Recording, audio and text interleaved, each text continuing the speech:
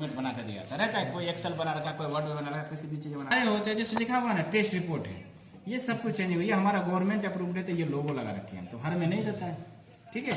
ये यूएलआर नंबर सब जो होता है गवर्नमेंट वाले, तो ये रिपोर्ट नंबर है ना, देखो ये रिपोर्ट नंबर है, तो रिपोर्ट नंबर आप अपने हिसाब से A to Z हमारा शॉर्टकट, हमारा ये कोड वर्ड है कि कोई भी बोलेगा तो इसके हिसाब से हम लोग कर सकते हैं। देखो प्रोसीजर नंबर है ना, मैं अपने इंस्टीट्यूट का सारे प्रोसीजर आपको दिखा दूंगा। ये हमारे कंपनी का, अगर हमारे कंपनी से आपको टेस्टिंग करवाना है तो ये वाला प्रोसीजर लगाना है। तो आपको कहेगा कि सर हमको ये प्रोसीजर के हिसाब से करना है, तो उसको मना थोड़े नहीं करेंगे, सब अपना अपना प्रोसीजर लेके आ सकते हो।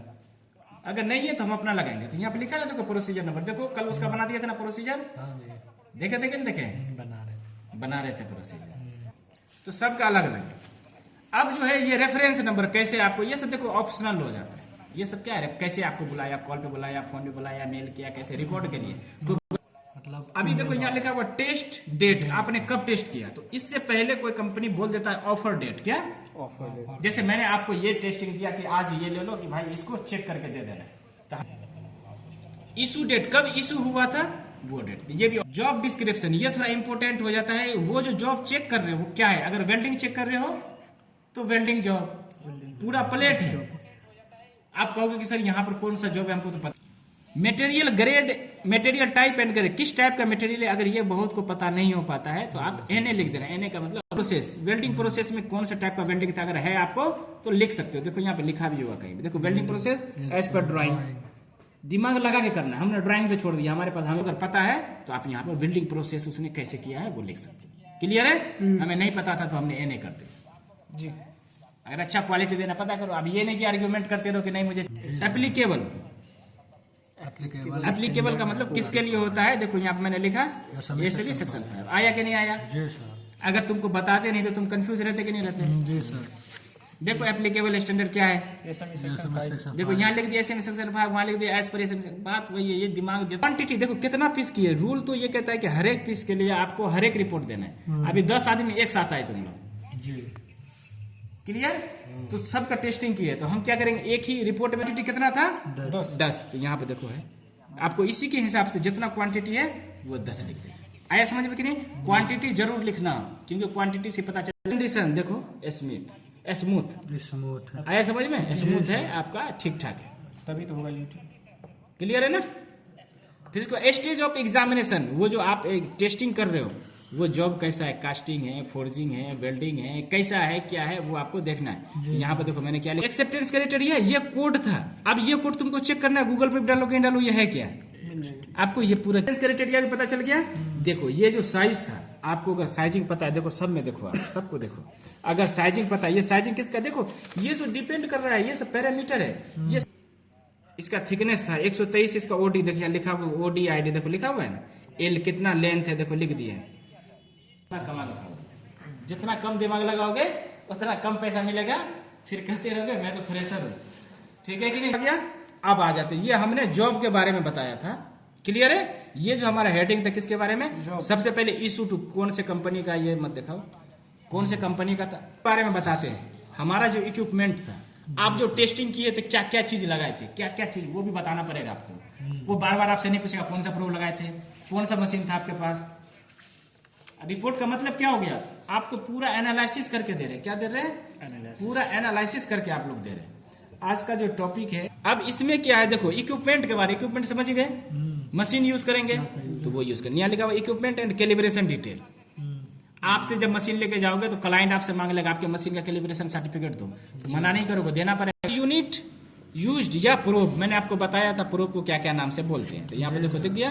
तो यहाँ पे मैंने कौन सा प्रोब लगाया था, TR एंड नॉर्मल प्रोब, जिसका डाया जो था 10 mm का था, फ्रीक्वेंसी जो था वो प्रोब का 2 MHz का था।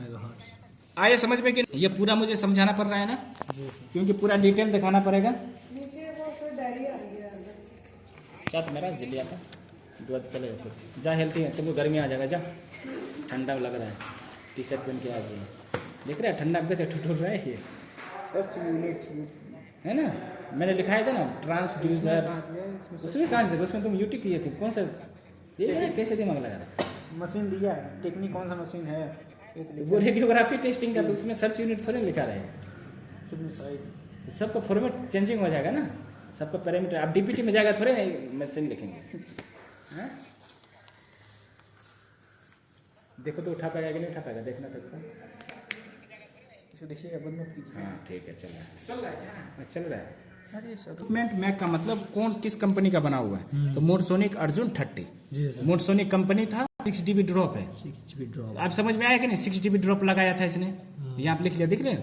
फॉलो एवोल्यूशन, एवोल्यूशन का मतलब पता कैसे, इंस्पेक्शन जो कर रहे थे कैसे कर रहे थे, तो 6 GB करके कर रहे थे कि जहाँ छोटा सा डिफेक्ट रहेगा तो वो डबल आ जाएगा हमारा, इसी के लिए कर रहे थे। और 6 GB में ये भी होता है कि जब किए रहोगे ना तो प्रोब के साइज जो है आपका 10 डाया का है, अगर उससे छोटा कोई डिफेक्ट रहता है तो भी वो बड़ा साइज उसको करके फाइंड आउट करके दिखा देता है, ये भी बेनिफिट्स होते हैं। बेसिक कैलिब्रेशन ब्लॉक, देखो हम लोग कौन कौन सा ब्लॉक यूज किया। अगर आपने training sensitivity level, reference plus 6 GB, reference तो पहले ले लिए थे ना, आप प्लस 6 GB कर लिए थे। आ रहे समझ में? देखो रटने वाली बात नहीं है, समझने की बात है। जब समझ जाओगे ना बहुत अच्छे से तो कोई सा भी, देखो ये मेरे 6062 रेंज रखा था, यूज किए 6000 रेंज रख रखा है कि नहीं रख रखा है? आया समझ में? तो रेंज जो है आप अपने अकॉर्डिंग टू सेट कर सकते हैं, मैंने बहुत अच्छे से बताया था, रटने वाली बात नहीं है। कभी कभी रेंज साइज, रिकॉर्डेबल साइज का मतलब अगर जो डिफेक्ट आ रहा है तो उसको 50% हम आप लोगों को बैक हुआ। सरफेस टेम्परेचर एम्बिएंट का मतलब क्या होता है, normal according to job temperature. अगर जॉब टेम्परेचर लिखना है तो लिख दो, नहीं तो कोई दिक्कत। एम्बिएंट हम कितना डीबी हमारा आ रहा था, डीबी देखना है, ये देखो रेफरेंस डीबी, जो रेफरेंस डीबी का मतलब कितना इक्वाइड नहीं, नीचे लिखा कर रहा था 10, 30, 40, 50, मैंने बोला था ना 40 के पास आसपास रखा करो, डीबी जो है 40 के आसपास रखा करो, 30 के आसपास रखा करो। डिपेंड करता है मशीन की वेरिएशन पे कि मशीन की जो सेंसिटिविटी लेवल कितनी है आपकी, उसी पे। तो आप जैसे टेस्टिंग कर रहे थे, रिपोर्ट बनाएंगे जब देखना, जब टेस्टिंग कैसे कर रहे थे तो वहां पर जो रिकॉर्ड वो जो आ रहा था इको वो फिक्स रहता है, तो आपको गेन तो बढ़ा दिए थे, मगर नीचे रिटर्न टेक्निक कौन सा किए, पल्स इको कॉन्टैक्ट मैनुअल। सब पे सीख लो, मोबाइल तो था, उसका क्या नाम था, कोई बोलेगा कि ये नंबर का कोई डिफेक्ट कहाँ है लेके आओ, तो उसका आइडेंटिफिकेशन रखना है। यहाँ पर वो कौन सा जॉब था वो है, मगर ये उसका नाम का है, क्या है ये, उसके नाम का आइडेंटिफिकेशन नंबर। तो इसका type of indication NSD, NSD का मतलब नॉन सिग्निफिकेंट डिसकंटिन्यूटी, एनएसडी का मतलब नॉन सिग्निफिकेंट डिसकंटिन्यूटी। कभी कभी आपको कहीं दिखेगा एनएसआई, नॉन सिग्निफिकेंट इंडिकेशन। आया समझ में? कोई सा भी हम, नॉन का मतलब नहीं मिला है कोई सा भी इंडिकेशन,